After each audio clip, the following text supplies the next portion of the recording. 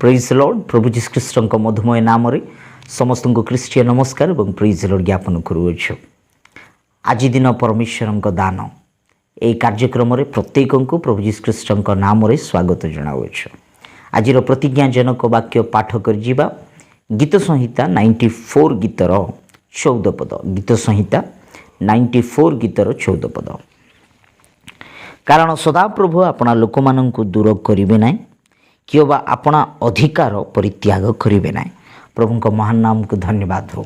এই ଜାଗାରେ ସଦାପ୍ରଭୁଙ୍କ ବାକ୍ୟରେ ଆମେ ଦେଖିବାକୁ ଗଲେ এইଭଳି ଲେଖାଯାଇଅଛି ଯେ ସଦାପ୍ରଭୁ ଆପଣା ଲୋକମାନଙ୍କୁ କେବେ ବି ଦୂର କରିବେ ନାହିଁ ଏବଂ ଆପଣା ଅଧିକାରକୁ ସଦାପ୍ରଭୁ ପରିତ୍ୟାଗ କରିବେ ନାହିଁ। ଆପଣା ଲୋକମାନଙ୍କୁ ଏବଂ ଆପଣା ଅଧିକାରକୁ, ଆପଣା ଲୋକମାନେ ମାନେ କିଏ? ସଦାପ୍ରଭୁଙ୍କ ଲୋକମାନେ କିଏ ଏବଂ ସଦାପ୍ରଭୁଙ୍କ ଅଧିକାର କ'ଣ ଆମେ ଜାଣିବାକୁ ପଡ଼ିବ। ପ୍ରିୟ ପ୍ରଭୁଙ୍କ ଲୋକମାନେ, ଆମେ ଯଦି ଚିନ୍ତା କଲେ ସଦାପ୍ରଭୁଙ୍କର ଅଧିକାର କ'ଣ ହେଇଥିବ, ସଦାପ୍ରଭୁଙ୍କର ଅଧିକାର କିଏ ହେଇଥିବେ, ସଦାପ୍ରଭୁଙ୍କର ଅଧିକାର କେଉଁଭଳି ଥିବ ବୋଲି ଆମମାନଙ୍କୁ ଗୋଟେ ସନ୍ଦେହ ଆସିଥାଏ, ଆପଣମାନଙ୍କୁ ଗୋଟେ ସନ୍ଦେହ ଆସିଥାଇପାରେ। କିନ୍ତୁ ପ୍ରିୟ ପ୍ରଭୁଙ୍କ ଲୋକମାନେ, এই ଜାଗାରେ ଆମେ ଦେଖିଲେ ସଦାପ୍ରଭୁଙ୍କର ଅଧିକାର ବୋଲିକି ଲେଖାଯାଇଅଛି। ଆଉ ଗୋଟେ ଟ୍ରାନ୍ସଲେସନରେ ଯଦି ଆମେ ଦେଖିଲେ ସଦାପ୍ରଭୁଙ୍କର ସମ୍ପତ୍ତି, ସଦାପ୍ରଭୁଙ୍କର ସମ୍ପତ୍ତି ବୋଲି ବି ଆମେ କହିପାରିବା। ଏବେ ସଦାପ୍ରଭୁଙ୍କର ସମ୍ପତ୍ତି ଅର୍ଥାତ୍ ସଦାପ୍ରଭୁଙ୍କର ଅଧିକାର କିଏ କ'ଣ, ମାନେ ସଦାପ୍ରଭୁଙ୍କର ଅଧିକାର ଆପଣମାନେ ହିଁ, ସଦାପ୍ରଭୁଙ୍କର ସମ୍ପତ୍ତି ଆପଣମାନେ ହିଁ, ସଦାପ୍ରଭୁଙ୍କ ହେରିଟେଜ୍ ଆପଣମାନେ ହିଁ ଆମ୍ଭେ ଅଟୁ। ପ୍ରିୟ ପ୍ରଭୁଙ୍କ ଲୋକମାନେ, ଏବେ ସଦାପ୍ରଭୁଙ୍କର ଅଧିକାର ଆମ୍ଭେମାନେ ହୋଇଥିବା ବେଳେ ପରମେଶ୍ୱର ତାଙ୍କରି ଅଧିକାରକୁ ପରିତ୍ୟାଗ କରିବେ ନାହିଁ। ମାନେ ଆପଣଙ୍କୁ, ମୋତେ, ଆମ୍ଭମାନଙ୍କୁ ସଦାପ୍ରଭୁ କେବେ ହିଁ ପରିତ୍ୟାଗ କରିବେ ନାହିଁ।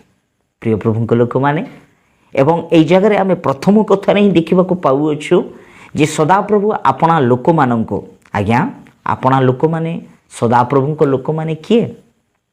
ସଦାପ୍ରଭୁଙ୍କର ଲୋକମାନେ କେଉଁମାନେ?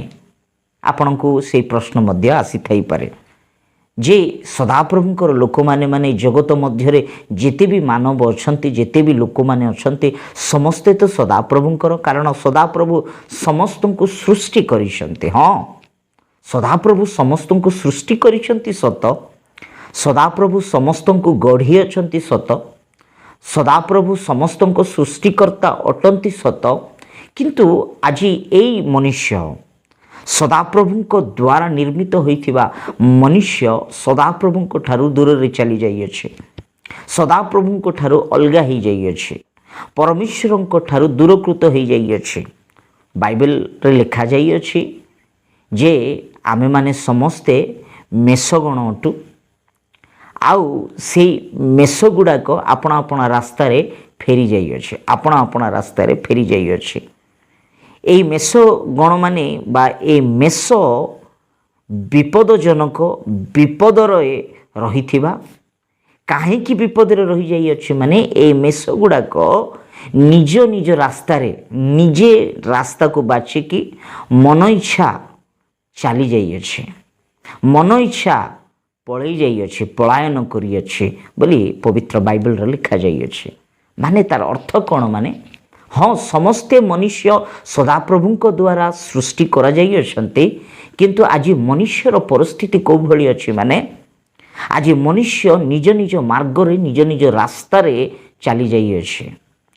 ଆଜି ନିଜେ ଯାହା ଇଚ୍ଛା କଲେ ସେଇ ରାସ୍ତାରେ ଆଜି ମନୁଷ୍ୟ ପଳେଇ ଯାଇଅଛି, ପଳାୟନ କରିଥିବା ଚିନ୍ତାର ବିଷୟ। ପ୍ରିୟ ପ୍ରଭୁଙ୍କ ଲୋକମାନେ, ଆଜି ମନୁଷ୍ୟ ସୃଷ୍ଟିକର୍ତ୍ତାଙ୍କୁ ଛାଡ଼ି ଦେଇ ସେ ମୋ ପରମେଶ୍ୱର, ଏ ପ୍ରଭୁ, ସେ ପ୍ରଭୁ, ସେ ପ୍ରଭୁ ବୋଲି ଦେଖାଯାଇଥିବା ବସ୍ତୁକୁ, ଦେଖାଯାଇଥିବା ବିଷୟକୁ, ଦେଖାଯାଇଥିବା ଲୋକଙ୍କୁ ଆଜି ପ୍ରଣାମ କରୁଅଛି, ଆରାଧନା କରୁଅଛି, ନମସ୍କାର କରୁଅଛି, ପୂଜା କରୁଅଛି।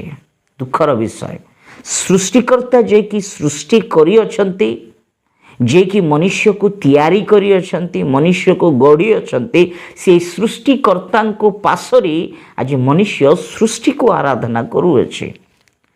ପ୍ରିୟ ପ୍ରଭୁଙ୍କ ଲୋକମାନେ, ଦେଖନ୍ତୁ, ଆମେ ଯଦି এই ସୃଷ୍ଟିକୁ ଚିନ୍ତା କରିବା, ସୂର୍ଯ୍ୟ ଚନ୍ଦ୍ର ନକ୍ଷତ୍ର ସୂର୍ଯ୍ୟରେ ପରମେଶ୍ୱର ରହିବେ ନାହିଁ। ଏବେ ଯଦି ଆମେ ଉଦାହରଣକୁ ଯଦି ନେବା ମୋବାଇଲ ଫୋନରେ ମୋବାଇଲ ଫୋନକୁ ତିଆରି କରିବା ବ୍ୟକ୍ତି ରହିବେ ନାହିଁ। ବୁଝିପାରୁଛନ୍ତି? ଟିଭିକୁ ତିଆରି କରିଥିବା ବ୍ୟକ୍ତି ଭିତରେ ରହିବେ ନାହିଁ, ବାହାରେ ହିଁ ରହିବେ। ସେଇଭଳି ଏଇ ମାଇକ୍ରୋଫୋନକୁ ଯିଏ ତିଆରି କରିଅଛନ୍ତି, ଏ ମାଇକ୍ରୋଫୋନ ଭିତରେ ସେ ରହିବେ ନାହିଁ, ବାହାରେ ହିଁ ଅଛନ୍ତି। ଠିକ୍ ସେଇଭଳି ସୂର୍ଯ୍ୟକୁ ତିଆରି କରିଲା ପରମେଶ୍ୱର ସୂର୍ଯ୍ୟ ଭିତରେ ନାହାନ୍ତି। ଗଛକୁ ତିଆରି କରିଲା ପରମେଶ୍ୱର ଗଛ ଭିତରେ ନାହାନ୍ତି। ଆଜି ସୃଷ୍ଟିକୁ ତିଆରି କରିଲା ପରମେଶ୍ୱର, ଆଜି ପଥରକୁ ତିଆରି କରିଲା ପରମେଶ୍ୱର, ମାଟିକୁ ତିଆରି କରିଲା ପରମେଶ୍ୱର ସେ ଭିତରେ ନାହାନ୍ତି, ସେ ବାହାରେ ହିଁ ଅଛନ୍ତି, ସେ ବାହାରେ ରହିଅଛନ୍ତି। ପ୍ରିୟ ପ୍ରଭୁଙ୍କ ଲୋକମାନେ, ଏହା ଆମେ ଜ୍ଞାତ ହେବାକୁ ପଡ଼ିବ, ଏହା ଆମେ ଜାଣିବାକୁ ପଡ଼ିବ ଯେ ପରମେଶ୍ୱର ବାହାରେ ଅଛନ୍ତି। ସେହି ପରମେଶ୍ୱର ସୃଷ୍ଟିକର୍ତ୍ତା ଆଜି ମନୁଷ୍ୟକୁ ନିରୀକ୍ଷଣ କରୁଅଛନ୍ତି। ଦୁଃଖର ବିଷୟ, ଦୌର୍ଭାଗ୍ୟର ବିଷୟ, ଚିନ୍ତାଦାୟକ ବିଷୟ ଏହା ଯେ ଆଜି ମନୁଷ୍ୟ ସୃଷ୍ଟିକର୍ତ୍ତାଙ୍କୁ ଛାଡ଼ି ଦେଇକି ସବୁ ସୃଷ୍ଟିକୁ ଆଜି ପ୍ରଣାମ କରୁଅଛି, ଆରାଧନା କରୁଅଛି, ପୂଜା କରୁଅଛି। ପ୍ରିୟ ପ୍ରଭୁଙ୍କ ଲୋକମାନେ, ସେଥିପାଇଁ ପରମେଶ୍ୱର ଦୁଃଖ ପ୍ରକାଶ କରୁଅଛନ୍ତି। ପରମେଶ୍ୱର ଆଜି ମନୁଷ୍ୟମାନଙ୍କ ପାଇଁ, ଲୋକମାନଙ୍କ ପାଇଁ ଦୁଃଖିତ ଯେ ମୋ ଲୋକମାନେ ଆଜି ନିଜ ନିଜ ରାସ୍ତାରେ ସେମାନେ ପଳାୟନ କରିଅଛନ୍ତି, ଏ ମେଷମାନେ ନିଜ ନିଜ ରାସ୍ତାରେ ଚାଲି ଯାଇଅଛନ୍ତି ବୋଲି ପ୍ରଭୁ ଦୁଃଖ ପ୍ରକାଶ କରୁଅଛନ୍ତି। ମୋ ଲୋକମାନେ ମୋତେ ଚିହ୍ନୁ ନାହାନ୍ତି। ହେ ଆକାଶ ଶୁଣ, ହେ ପୃଥିବୀ କର୍ଣ୍ଣପାତ କର। ମୁଁ ଏଇ ଲୋକମାନଙ୍କୁ ସୃଷ୍ଟି କଲି, ଏ ଲୋକମାନଙ୍କୁ ମୁଁ ପ୍ରତିପାଳନ କଲି, ଏ ଲୋକମାନଙ୍କ ଆବଶ୍ୟକତା ମୁଁ ସବୁକିଛି ଯୋଗାଇଲି, କିନ୍ତୁ ଏଇ ଲୋକମାନେ ମୋର ବିଦ୍ରୋହ ଆଚରଣ କରିଅଛନ୍ତି ବୋଲି ପରମେଶ୍ୱର ସୃଷ୍ଟିକୁ ତାଙ୍କରି ଦୁଃଖ ପ୍ରକାଶ କରୁଥିବା ଆମେ ପବିତ୍ର ବାଇବଲରେ ଦେଖିବାକୁ ପାଉଅଛୁ। ପ୍ରିୟ ପ୍ରଭୁଙ୍କ ଲୋକମାନେ, ଏ ମନୁଷ୍ୟ ବିପଦଗାମୀ ହୋଇଥିବା ବେଳେ, ଏ ମନୁଷ୍ୟ ପରମେଶ୍ୱରଙ୍କ ଠାରୁ ବିଚ୍ଛେଦ ହୋଇଥିବା ବେଳେ, ପରମେଶ୍ୱରଙ୍କ ଠାରୁ ଦୂରେଇ ହୋଇଯାଇଥିବା ବେଳେ, ଏ ମନୁଷ୍ୟ ବିନାଶ ପଥରେ କଡ଼ାଇ ଯାଉଥିବା ବେଳେ ମୋ ପ୍ରଭୁ ଇଚ୍ଛା କରୁନାହାନ୍ତି ଏଇ ମନୁଷ୍ୟ ବିନାଶ ହୋଇଯାଉ ବୋଲି, ଏଇ ମନୁଷ୍ୟ ପଥଭ୍ରଷ୍ଟ ହୋଇଯାଉ ବୋଲି, ଏ ମନୁଷ୍ୟ ବିନଷ୍ଟ ହୋଇଯାଉ ବୋଲି ମୋ ପ୍ରଭୁ ଇଚ୍ଛା କରୁନାହାନ୍ତି। ସେଇଥିପାଇଁ ହିଁ ହଜିଯାଇଥିବା ମେଷକୁ ରକ୍ଷା କରିବା ନିମନ୍ତେ ହିଁ ପ୍ରଭୁ ଯୀଶୁ ଏହି ଜଗତ ମଧ୍ୟରେ ଆସିଥିଲେ। ପ୍ରିୟମାନେ, ବିନାଶ ହେଉଥିବା ଲୋକମାନଙ୍କୁ ରକ୍ଷା କରିବା ନିମନ୍ତେ ହିଁ 2000 ବର୍ଷ ପୂର୍ବେ ଏ ଧରାପୃଷ୍ଠରେ ପ୍ରଭୁ ଯୀଶୁ ଜନ୍ମଗ୍ରହଣ କଲେ, ଏ ଜଗତ ମଧ୍ୟରେ ଆସିଲେ ଯେ ବିନାଶ ହେଉଥିବା ଲୋକମାନଙ୍କୁ ରକ୍ଷା କରିବା ନିମନ୍ତେ। ଆଉ ସେ ତାଙ୍କରି ଅଧିକାର ମନୁଷ୍ୟ, ତାଙ୍କରି ପ୍ରତିମୂର୍ତ୍ତିରେ ତିଆରି କରିଥିବା, ନିର୍ମିତ ହୋଇଥିବା ଏଇ ମନୁଷ୍ୟକୁ ପରମେଶ୍ୱର ପରିତ୍ୟାଗ କରିବା ପାଇଁ ଇଚ୍ଛା କରୁନାହାନ୍ତି। କାରଣ ଆପଣ, ମୁଁ, ଆମ୍ଭେମାନେ ହିଁ ପରମେଶ୍ୱରଙ୍କର ଦାନ ଅଟୁ, ଆମେମାନେ ହିଁ ପରମେଶ୍ୱରଙ୍କର ଅଧିକାର ଅଟୁ, ଆମେମାନେ ହିଁ ପରମେଶ୍ୱରଙ୍କର ସମ୍ପତ୍ତି ଅଟୁ। ଆଉ ପବିତ୍ର ବାଇବଲ କହୁଅଛି ଏ ଅଧିକାରକୁ, ଏଇ ସମ୍ପତ୍ତିକୁ ତାଙ୍କରି ଲୋକମାନଙ୍କୁ ପରମେଶ୍ୱର ଛାଡ଼ିବେ ନାହିଁ, ପରିତ୍ୟାଗ କରିବେ ନାହିଁ। ଆଜି କେଜଣେ ପରମେଶ୍ୱରଙ୍କୁ ଛାଡ଼ି, ପରମେଶ୍ୱରଙ୍କୁ ପରିତ୍ୟାଗ କରି, ପ୍ରଭୁଙ୍କୁ ଭୁଲିଯାଇ ଆଜି ଆପଣ ଇଚ୍ଛା ଅନୁଯାୟୀ ରାସ୍ତାରେ ଚାଲିଯାଇ ଆଜି ପ୍ରଭୁଙ୍କ ଠାରୁ ଅତି ଦୂରରେ ଚାଲିଯାଇଅଛ ବୋଧେ। ଆପଣ ଆଜି ଜଗତ ମଧ୍ୟରେ, ଜଗତର ଅଭିଳାଷରେ ଚାଲିଯାଇ ଆଜି ପ୍ରଭୁଙ୍କ ଠାରୁ ଦୂରୀକୃତ ହୋଇଛ ବୋଧେ। ଏ ସମୟରେ ପ୍ରଭୁ ଆପଣଙ୍କୁ ଡାକୁଅଛନ୍ତି। ମୋ ପ୍ରଭୁ ଆପଣଙ୍କୁ ଛାଡ଼ିବା ପାଇଁ ଇଚ୍ଛା କରୁନାହାନ୍ତି, ମୋ ପରମେଶ୍ୱର ଆପଣଙ୍କୁ ପରିତ୍ୟାଗ କରିବା ପାଇଁ ଇଚ୍ଛା କରୁନାହାନ୍ତି। ପ୍ରିୟ ପ୍ରଭୁଙ୍କ ଲୋକମାନେ, ସେ ପ୍ରଭୁ ଯୀଶୁ ଆପଣଙ୍କୁ ପ୍ରେମ କରି, ଆମମାନଙ୍କୁ ପ୍ରେମ କରି ସେ କାଲବରୀ କ୍ରୁଶରେ ଆପଣା ରକ୍ତ ଝରାଇଲେ। ସେ ଆମମାନଙ୍କ ନିମନ୍ତେ ବଳୀକୃତ ହେଲେ। ଆମମାନଙ୍କୁ ପ୍ରେମ କରି ଏ ଜଗତକୁ ଏଡ଼େ ପ୍ରେମ କଲେ ସଦାପ୍ରଭୁ। ଆପଣଙ୍କୁ ମୋତେ ଏତେ ପ୍ରେମ କଲେ, ସେ ପ୍ରେମକୁ ଚିହ୍ନିବା କି, ସେ ପ୍ରେମକୁ ଜାଣିବା କି, ଏ ପ୍ରଭାତରେ ସେ ପରମେଶ୍ୱରଙ୍କ ନିକଟରେ ଫେରି ଆସିବେ କି? ଆଜି କେଜାଣେ ପାପ କାମରେ ରହିକି, ପାପରେ ପଡ଼ିକି ପ୍ରଭୁଙ୍କ ଠାରୁ ଦୂର ହୋଇଗଲ ବୋଧେ। ଜଣାରେ ଅଜଣତାରେ ଆଜି ପାପ କରିକି ପ୍ରଭୁଙ୍କ ଠାରୁ ବହୁତ ଦୂରରେ ଚାଲିଗଲ ବୋଧେ। नो मैटर आपणकर पाप केते बड़ होइथाओ किंतु मो परमेश्वर क्षमा करिबा परमेश्वर अटंती। से क्षमा करिवे निश्चय जदि आपण अनुतापर सहित प्रभुंक निकट में फेरी आसबे।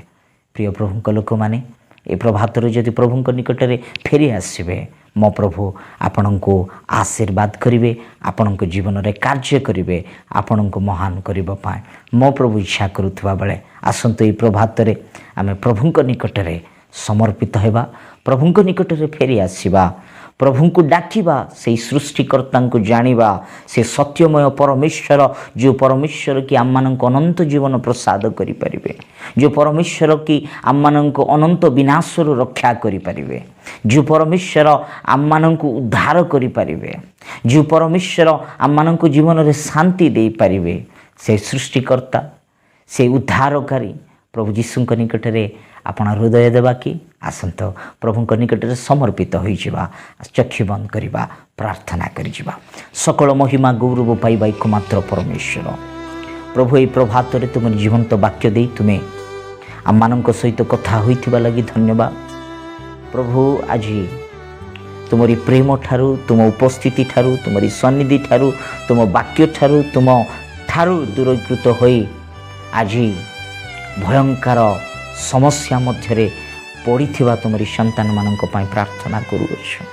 हाँ प्रभु से दिन तुमरी लोक मानक तुम्हें डाकिल, एवं मध्य तुम्हें डाकुअछ जे मो निकट रे फेरी आस। जो माने पाप को स्वीकार करी ग्रहण करी पाप को स्वीकार करी परित्याग करिवे से माने धन्य, से माने तुमरी दया पाइबे, से माने आशीर्वाद पाइबे, से माने सुस्थता पाइबे। प्रभु ए समय रे जेते जन भी जनारे अजनतारे पाप करी तुम ठारू दूरई चली जाइछन्ते आज अनुतापर सहित तुमरी सन्निधि रे फेरी आसुथिबा बेले प्रत्येक को तुम्हें स्पर्श कर, प्रत्येक को तुम्हें क्षमा कर यीशु बापा, प्रत्येक को जीवन रे तुम्हें मंगल कार्य कर बोली प्रभु तुमको धन्यवाद दूछ तुमरी उपस्थिति पाए, तुमको धन्यवाद दूछ तुमरी लोक मानक पाए। प्रभु जेते जन भी तुमरी चरण तले आज समर्पित होई अछन्ते समस्तक पय आमे तुमको धन्यवाद दे, प्रत्येक को तुमरी हस्त रे दे, प्रत्येक को तुम्हें आशीर्वाद कर। ए कार्यक्रम को देखुथबा हमरी प्रिय प्रत्येक को तुम्हें बहुमात्रा रे आशीर्वाद कर, सेमानक अभाव तुम्हें दूर कर, सेमानक आवश्यकता तुम्हें जगाई दियो प्रभु। सेमानकर प्रत्येक रोगरु प्रत्येक जंत्रणार उद्धार करी प्रभु जीशु नाम रे तुम्हें सुस्थ कर बोली घोषणा करुछे प्रभु। तुम्हें आश्चर्य कार्य कर, पुनर्बार आमे तुमरी गौरव तुमरी प्रशंसा करू करू सकल महिमा गौरव आमे तुमको उत्सर्ग करी ए प्रार्थना विनय करी मागुछु। आमीन आमीन आमीन। Praise the Lord, God bless you.